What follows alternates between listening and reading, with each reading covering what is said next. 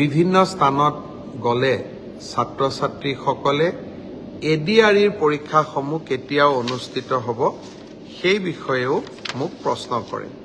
আজি আমি সেই বিষয়েও এখন বৈঠক কৰিছিলোঁ।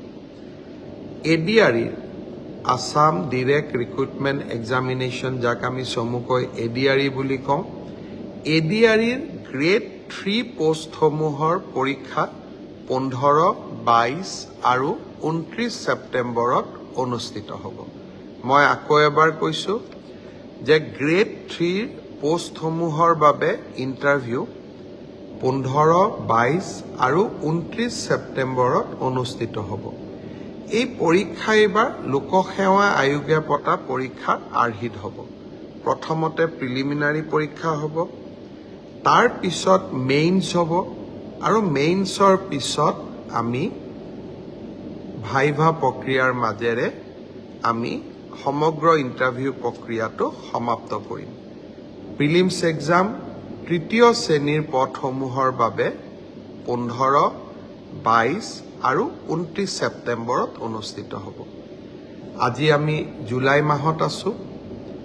মই আশা কৰিম যে আমাৰ শিক্ষাৰ্থীসকলে, চাকৰি প্ৰাৰ্থীসকলে যাতে পঢ়া শুনা আৰম্ভ কৰে। ঠিক সেইধৰণে চতুৰ্থ শ্ৰেণীৰ বাবেও আমি একেটাই ব্যৱস্থা হাতত ল'ম। প্ৰথমতে প্ৰিলিমছ, তাৰপিছত মেইনছ আৰু তাৰপিছত ভাইভা ভচি। গ্ৰেড 4 বা চতুৰ্থ শ্ৰেণীৰ পদৰো প্ৰিলিমছ 20 আৰু 27 অক্টোবৰত অনুষ্ঠিত হ'ব।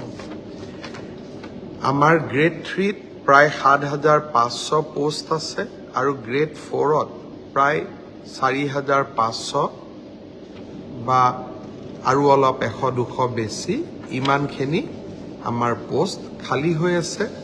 এটা স্বচ্ছ নিযুক্তি প্ৰক্ৰিয়াৰ মাজেৰে আমি এই পদখিনি পূৰণ কৰিম।